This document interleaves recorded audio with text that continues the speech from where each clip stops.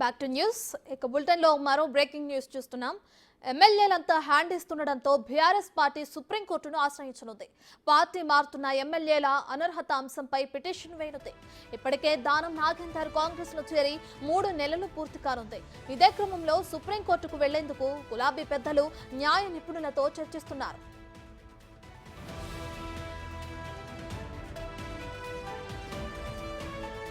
Supreme court గతంలో ఇచ్చిన తీర్పు ప్రకారం 3 నెలల్లో అనర్హత పిటిషన్పై స్పీకర్ నిర్ణయం తీసుకోవాలనే నిబంధన ఉంది. సుప్రీంకోర్టు ఇచ్చిన తీర్పులోని పేరా నంబర్ 30-33 ప్రకారం హైకోర్టు కూడా వెంటనే నిర్ణయం తీసుకోవాల్సిన అవసరం ఉంది. అయితే ఈ నెల 27న దానం నాగేందర్ అనర్హత అంశం హైకోర్టులో విచారణకు రానుంది. ఒకవేళ హైకోర్టు దానం నాగేందర్ పై అనర్హత వేటు వేయకపోతే సుప్రీంకోర్టుకు వెళ్లాలా లేదా అనేది ప్లాన్ చేసుకున్నారు. ఇక దానం నాగేందర్ తో పాటు పార్టీ మారిన ఎమ్మెల్యేలకు సంబంధించి కూడా ఒకేసారి సర్వోన్నత న్యాయస్థానానికి వెళ్లనున్నారనే గుసగుసలు వినిపిస్తున్నాయి.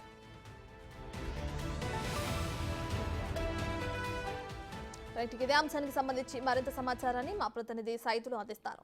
రైట్ సైతులు, ఇప్పటికే దానం నాగేందర్ కాంగ్రెస్ లో చేరారు. అయితే ఇదే క్రమంలో ఆయన పైన అనర్హత వేటు వేయడానికి అటు బీఆర్ఎస్ సుప్రీం కోర్టుకు వెళ్లేందుకు కూడా పావులు కదుపుతున్నట్లు తెలుస్తుంది. దీనికి సంబంధించిన డీటెయిల్స్ ఏంటి సైతులు?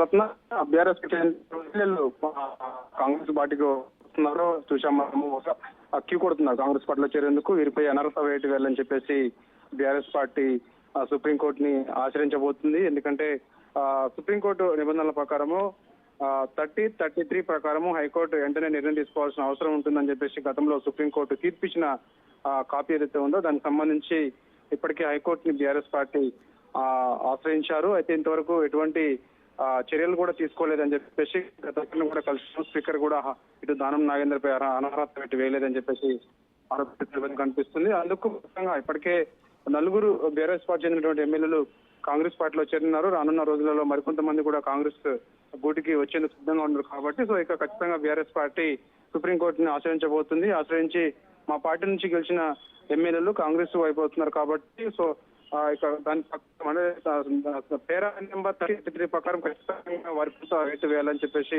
వారు సుప్రీంకోర్టుని ఆశ్రయించబోతున్నారు. అది ఎప్పుడు అనేది మనకి అంత క్లారిటీ రావాల్సింది. ఏదేమైనా సరే ఈ మధ్య కాలంలో చూసాం మనము వరుసగా ఎమ్మెల్యేలు జగిత్ ఎమ్మెల్యే తులసి కుమార్ వరకు కూడా